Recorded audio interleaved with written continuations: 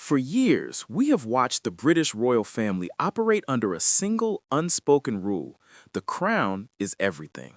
The firstborn inherits the weight of the world, the throne, the destiny, and the rest, well, they've been called the spare, a label that has followed Prince Harry and before him, Prince Andrew. But there was one brother, the quiet one, the one who never made the tabloid headlines for scandals or tell-all interviews, who seemed to have broken the cycle. Prince Edward, the Earl of Wessex, appeared to have found the secret to royal happiness, a stable marriage, a low-key life, and a role that seemed to fit him perfectly.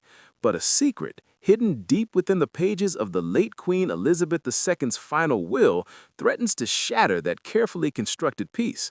According to sources close to the palace, a clause has emerged that could fundamentally alter Prince Edward's future, forcing him into a position he may have spent his entire life trying to avoid. And the question now isn't just about a title, it's about a promise broken, a destiny rewritten, and a family's internal power struggle that was never meant to see the light of day. Now, when we talk about the Queen's will, we have to remember that in the United Kingdom, the wills of senior royals are traditionally sealed. It's a centuries-old practice designed to protect the dignity and privacy of the monarchy. We, the public, aren't supposed to know what's in them. It's a black box of secrets, family agreements, and as it turns out, one massive curveball. But according to royal insiders and reports from well-connected British journalists, the contents of that will aren't as airtight as the palace hoped, and the details that are leaking out point to a single massive open loop that was left hanging over Prince Edward's head. You see, for most of his life, Edward was content with being the Earl of Wessex. It was a title given to him on his wedding day in 1999, a deliberate choice by the Queen to allow her youngest son to forge a path away from the intense spotlight. It felt like a gift, a golden ticket to a normalish life within the firm. But here's the first major curiosity gap that makes this story irresistible. What if that gift wasn't a gift at all? What if it was actually a placeholder, a temporary arrangement that was always meant to expire, forcing Edward into a role he never asked for? Let's give you another mini payoff to keep you hooked. The core of this entire story hinges on a title, Duke of Edinburgh.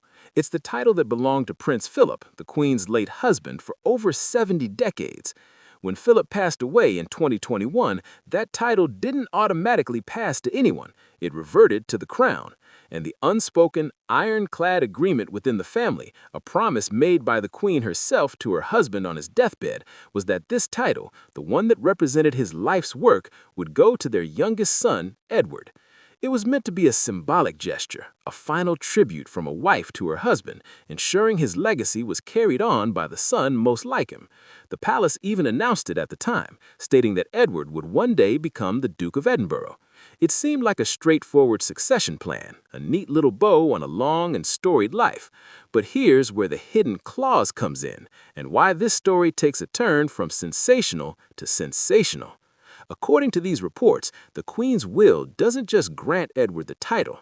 It's laced with a condition so specific, so restrictive, that it's being described within palace circles as the Edinburgh Trap.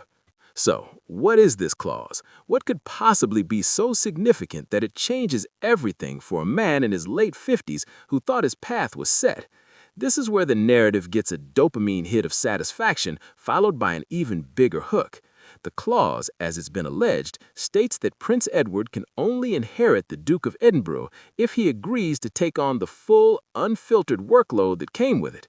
That means stepping into the exact same role his father played for decades, being the operational head of the Duke of Edinburgh Award, managing the estates, and, most critically, serving as the primary support system for the new monarch, King Charles. But here's the kicker. Edward has spent the last 2 decades building a life that specifically avoided that level of intense public-facing responsibility. He ran a television production company. He focused on his own charities. He deliberately kept a lower profile. Now, the Queen's final will is essentially saying, you want the prize, you have to pay the price. And the price is his carefully curated, independent life. It's a classic royal offer you can't refuse. And the psychological weight of that, coming from your deceased mother's final testament, is just staggering to think about. But we have to ask ourselves, and this is the loop we leave open for a moment, did the Queen do this to protect her son or to protect the institution? And which one is it going to cost him? Now, let's add a layer of human analysis here. To really understand why this is such a seismic shift, we have to look at the politics of the palace. King Charles has been preparing for his role his entire life. He has a clear vision for a slimmed-down monarchy, a leaner, more cost-effective institution with fewer working royals. But here's the problem with that vision. You can't just cancel centuries of tradition overnight. There are patronages, ceremonies, and state functions that require royal faces. And in a slimmed-down monarchy, every single working royal has to be a workhorse, not a show pony. For years, the heavy lifting was done by the Queen, Prince Philip, and the late Princess Margaret. Then it was Charles, Anne, and Edward. But now, with Harry and Meghan gone, Andrew sidelined, and the King's own health history, the pressure on the remaining royals is immense. And this is where Prince Edward becomes less of a brother and more of a strategic asset.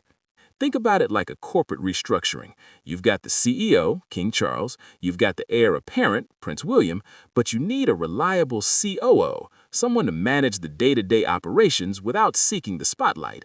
For years, that was Prince Philip, and according to the hidden clause, the Queen's will essentially appoints Edward as the new COO, whether he likes it or not.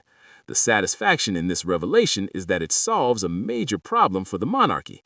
It gives them a proven, scandal-free royal to take on the grueling schedule. But the immediate curiosity gap it creates is this: does Edward even want it? We've seen him at events. He's always seemed content to be in the background, the safe pair of hands. But there's a massive difference between being the backup and being the main engine. And the clause in the will ensures he can't have the title without taking on the engine's workload. And this is where the story gets into some fascinating speculation. Let's talk about the timeline. The Queen passed away in September 2022. It's been over a year, and yet Prince Edward is still the Earl of Wessex.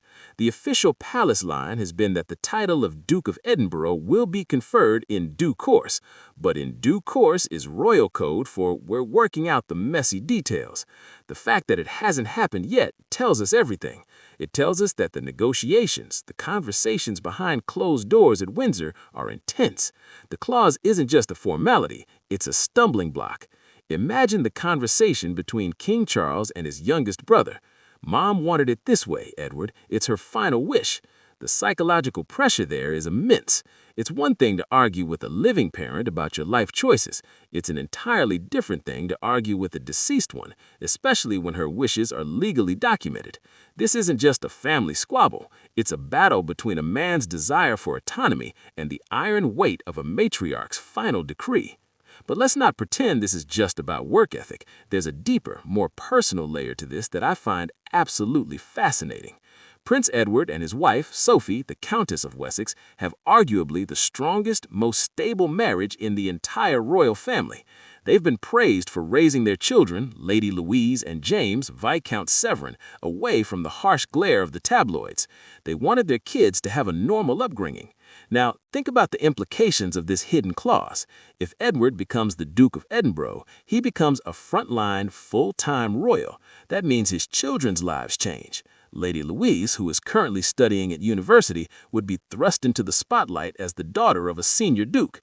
James, who is still a teenager, would face a level of public scrutiny he was never prepared for. The hidden clause in the Queen's will doesn't just change Edward's future, it has a domino effect on his entire family. And here's the new loop we open. Is that why the title hasn't been handed over yet? Is Prince Edward holding out not for himself, but to protect the future his mother promised his children? Because the Queen, in her lifetime, publicly supported their desire for privacy. Now her will is seemingly dismantling that very protection. The irony is both tragic and deeply human. This situation also highlights a fascinating contrast between Prince Edward and his nephew, Prince Harry. Both were spares. Both sought a degree of independence. Harry chose to leave the country and negotiate a new life in California, a decision that came with massive public fallout. Edward chose to stay, to work within the system, to quietly build a role for himself. He played the long game. He did everything the monarchy asked of him, and according to these reports, her reward for that decades-long loyalty is a clause in her mother's will that says, "You're now going to do it my way." It makes you wonder, what would Harry's life look like if he had stayed and faced a similar ultimatum? The satisfaction here is seeing the contrasting fates of the spares. One went nuclear, one went silent, and now the silent one is the one being pulled back into the storm. The curiosity gap? Will this forced promotion break Edward's spirit, or will he rise to the occasion in a way that redefines his legacy? Because right now, he's at a crossroads that could either make him the unsung hero of this new reign or the reluctant soldier forced into a war he never enlisted in. Let's add a layer of potential fallout here. If Edward accepts the terms, he becomes the Duke of Edinburgh. He'll inherit Philip's patronages, his offices, and his grueling schedule. He'll be expected to be at the king's side for every major state occasion. It's a promotion that comes with a lifetime of mandatory overtime. It solidifies the monarchy, gives King Charles the reliable sibling he desperately needs